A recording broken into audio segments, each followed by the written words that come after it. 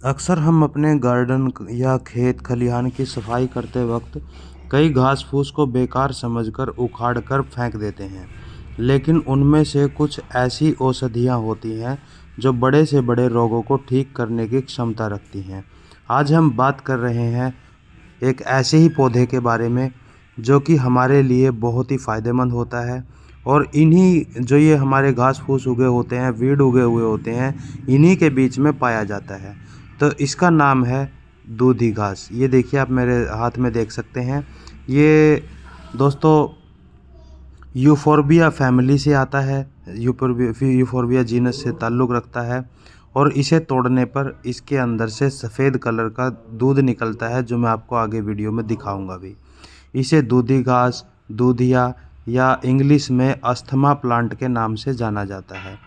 इसकी दो प्रजातियां मुख्यतः पाई जाती हैं, बड़ी और छोटी। छोटी आप मेरे हाथ में देख रहे हैं और बड़ी मेरे हाथ के पीछे उगी हुई है।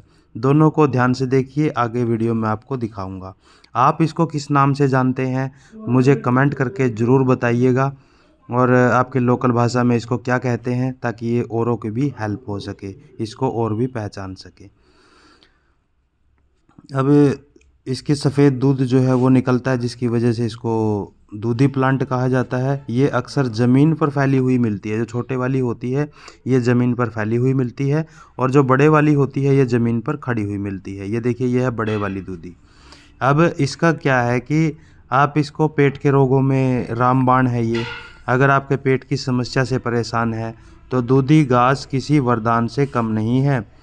लेकिन कैसे लेनी है वो भी पता होना चाहिए। सुबह खाली पेट लगभग 10 ग्राम ताज़ी दूधी घास को पानी के साथ चबाकर खाइए, या फिर पीस कर पानी निकाल कर, जूस निकाल कर वो पी लीजिए। इसके फ़ायदे क्या क्या हैं? ये पुरानी कब्ज़ को दूर करता है, आंतों की सूजन को दूर करता है, पैचिस को दूर करता है, यानी दस्त लगे हुए हैं तो वो भी ठीक हो जाते हैं। और दस्त में तो ये, जब हम छोटे होते थे तो हमारे जो दादाजी थे वो ये जड़ी बूटी, जब भी दस्त लगते थे तो ये जड़ी बूटी पीस कर पिला देते थे, और डॉक्टर के पास जाने की ज़रूरत ही नहीं पड़ती थी। एक ही बार में बिल्कुल ठीक हो जाता था। और बवासीर में भी काफ़ी आराम मिलता है। और अगर ताज़ी घास ना मिले तो आयुर्वेदिक स्टोर पर इसका चूर्ण भी ले सकते हैं। इसका अस्थमा में कैसे इसका फ़ायदा उठाया जा सकता है? इसे अस्थमा प्लांट इसीलिए कहा जाता है क्योंकि ये दमे की कमज़ोरी के लिए बहुत असरदारक है। इसकी पत्तियों का रस निकालकर शहद के साथ लेने से, सुबह शाम लेना है शहद के साथ, और उससे क्या होगा कि आपकी सांस फूलने की बीमारी कम हो जाएगी। सांस फूलने में जो दिक्कत होती है वो ठीक हो जाती है। अगर किसी को पुरानी खांसी है, बहुत समय से चल रही खांसी है, जिसके लिए काफ़ी दवाई ले चुके हैं, ठीक नहीं होती है, तो उसके लिए आपको इसका काढ़ा बनाना है। काढ़ा बनाकर पीना है, उससे आपको फ़ायदा ज़रूर मिलेगा। जिन लोगों के सिर पर चकत्ते बन गए हैं, पैचेस बन गए हैं, बाल उड़ गए हैं सर के, तो उनके लिए भी ये बहुत ही, जिसे बीमारी को एलोपेशिया कहा जाता है, काफ़ी ख़तरनाक बीमारी होती है। तो इसका नुस्खा क्या है कि दूधी घास का रस आपको निकालना है, कनेर के पत्तों का रस आपको बराबर मात्रा में निकालना है, और दोनों को मिलाकर गंजेपन वाली जगह पर लगा लेना है।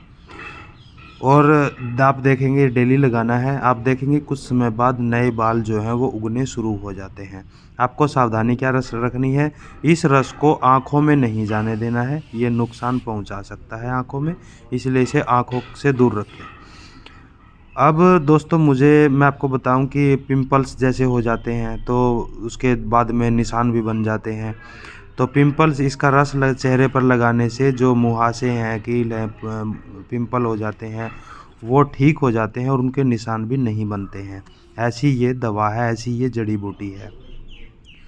और जैसे गर्मियों में कई बार नाक से खून गिरने लग जाता है, जिसे नक्सीर कहते हैं कि नक्सीर आ गई है, इसका रस निकालें, मिश्री के साथ मिलाकर लेने से तुरंत लाभ हो जाता है, खून नाक से आना बंद हो जाता है।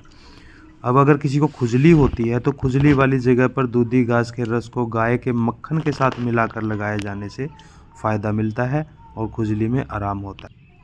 इसका नियमित सेवन शारीरिक ताकत बढ़ाने में भी मदद करता है। तो दोस्तों, ये दूधी घास आप लोगों को कैसी लगी ज़रूर बताइएगा। आप इसको किस नाम से जानते हैं, क्या आपने इसको कभी प्रयोग किया है? अगर प्रयोग किया है, फ़ायदा मिला है तो कमेंट में ज़रूर बताइएगा ताकि औरों की भी हेल्प हो सके। वीडियो के अंत में घास कहीं मिले, कहीं दिखे तो इसे उखाड़े नहीं बल्कि किसी साफ जगह या गमले में लगा दें ताकि ज़रूरत पड़ने पर आप इसका ताज़ा उपयोग कर सकें और इनसे जो हेल्थ बेनिफिट है वो उठा सके। तो दोस्तों ये थी मेरी आज की वीडियो आपको कैसी लगी कमेंट करके ज़रूर बताइएगा। अच्छी लगी है तो वीडियो को लाइक करके एक शेयर ज़रूर कीजिएगा ताकि औरों की भी हेल्प हो सके। मिलते हैं नेक्स्ट वीडियो में किसी नई जानकारी के साथ, तब तक मुझे इजाज़त दीजिए। जय हिंद।